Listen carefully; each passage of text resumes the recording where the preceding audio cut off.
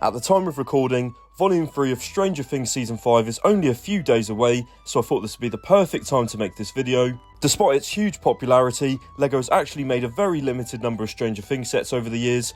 For playsets, we have 75810, the Upside Down, which released in 2019, and releasing on January 1st, 2026, we have set number 11370, the Creel House. And as a gift with purchase, you can pick up the WSQK radio station. Alongside those, there's a couple of brick headsets you can grab. As fans of the show would know, one of the most important parts of Stranger Things isn't just the locations we see in these sets, it's Dungeons and Dragons. It's the game the core group grew up playing, and a lot of the threats and events in the show are explained through D&D lore to help the characters understand what's happening. We see a great example of this in Season 4, when Will shows Mike the painting he made for him. It depicts Mike, Will, Lucas and Dustin as fantasy warriors battling a three-headed dragon. And it's that scene, along with a few other moments in the show where characters are given their roles in the party, inspired me to create these LEGO minifigures. There are 6 figures in total, so let's go through them one by one. Now let's start with the boy who kicked off this entire story, Will Byers, or as he's known in Dungeons and Dragons, Will the Wise. Will could technically fit into a few different magic-based classes depending on the season. He's often referred to as the group's cleric, but he could also work as a wizard or a sorcerer, especially after the events of Season 5. Will was both easy and difficult to build because throughout the show we see multiple versions of his D&D persona. In Season 3 he wears this purple outfit, but unfortunately due to part availability I couldn't find a version that worked well in LEGO form. So if you have any ideas for parts that I could use, let me know down in the comments. But if we look back at Will's painting for Mike, we see this version wearing blue robes, and I actually had some great blue pieces that work perfectly. So this is the version of Will I'm going to be basing it off of, along with the other guys in the group. I chose this head because it felt the most like Will, at least what I had available in my collection. Finding the right hair was a bit tricky, as I wanted something closer to his Season 5 look, as he's thankfully evolved past the bowl cut. So I used this hairpiece in dark brown, which can also be switched out for a large blue wizard hat. Unfortunately, there's no printing on the back of the torso or the skirt piece, so I've covered that up with a cape. For his accessories, I built Will this magic staff, which I made by clipping a brown handpiece onto the top of a bar. And if you remember back to the very first episode of Stranger Things, when going up against the Demogorgon in their campaign, Will has the choice to cast Fireball or Protection, so I've included both. This orange piece represents a Fireball, and this piece here works as a magical force field or a shield. Up next we have Mike Wheeler. Mike's D&D class is the Paladin. He's the leader of the group and comes up with the plans on how to defeat their enemies.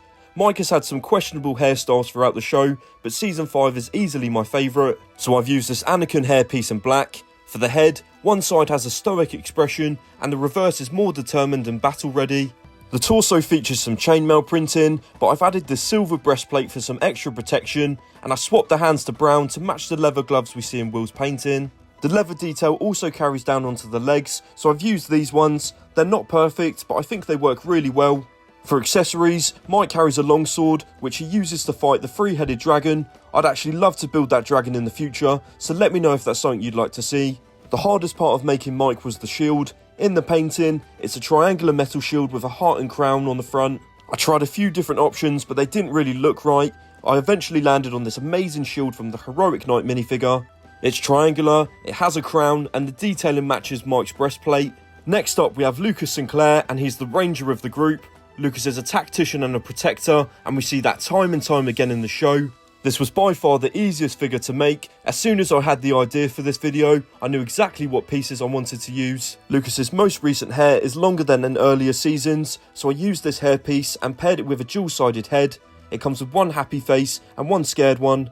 In Will's painting, Lucas is wearing a full suit of armour. The torso and breastplate come from the Dragonborn Paladin in the Dungeons and Dragons CMF series, which for obvious reasons felt incredibly fitting for the video. I swapped in the legs from my nearly headless Nick minifigure, and I think they blend really well. Instead of his iconic slingshot, Lucas also wields a longsword similar to Mike. The shield was tricky, I couldn't get the exact blue and yellow, so I went with this yellow shield with green chevrons instead. Alongside his sword and shield, Lucas rides into battle on his horse, which is complete with a blue saddle. I think all of these elements come together and create a really awesome looking figure. Our fourth figure is Dustin Henderson. His D&D class is the Bard. So he's not the strongest fighter, but his real strengths are thinking on his feet, being knowledgeable, and keeping the group's morale high. The biggest challenge with Dustin was the helmet we see here. In the painting, he's wearing a Viking helmet with his curly hair sticking out. I tried this one, but it made him look a bit bald, so instead I've ditched the helmet and I've gone with this Hobbit hairpiece and a face that I think looks just like Dustin. Speaking of Hobbits, this torso comes from the dwarf Nori. It's insanely detailed. It's lucky I've got a spare one of these torsos because I broke the first one when swapping the arms. I paired it with these silver armoured legs, and for his weapon, Dustin carries a large double-bladed axe. Up next we have 11, who's the group's mage. She earns this title thanks to her telekinetic and telepathic abilities we see in the show. I wanted her hair to be more slicked back, so I used Rey's hairpiece from Star Wars. I don't know why, but the three buns just feels very fantasy to me. Her head comes with two expressions. We have a smiling face and a more determined one for when she's using her powers. When thinking of the design of this figure, I knew I wanted 11 in red, so I used this Elizabeth Swann torso from Pirates of the Caribbean. The necklace piece could easily pass as some kind of magical artifact in Dungeons & Dragons. I then swapped out the arms from this Wanda Maximoff figure and then removed the gloves. I used the legs from the Shakespeare CMF. I just love the gold accents on these. And for 11's accessories, I included these pink spell pieces to represent her powers she uses against the Demogorgons. And last but not least, we have Max Mayfield. Max calls herself a Zoomer, which isn't an official class, but fans of D&D and Stranger Things, myself included, believe that Max fits best into the class of a rogue. Rogues are independent, agile and evasive, and that describes Max exactly. Now I couldn't give her a skateboard like we see in the show, so I was thinking maybe give her a horse like Lucas, which is extra fast, to help tie into that Zoomer role. But instead, I went in another direction. A rogue is supposed to be someone that you don't expect and they blend into their surroundings, so I've tried to show that through the clothing that we see here. If you're a fan of Harry Potter, you might recognise her torso from Madame Rosmerta, who comes in the Hogsmeade set. I've paired this with the trousers from the Goat Herder minifigure. In this little pouch, Max carries different explosives, as well as a powder she uses to cover her escape.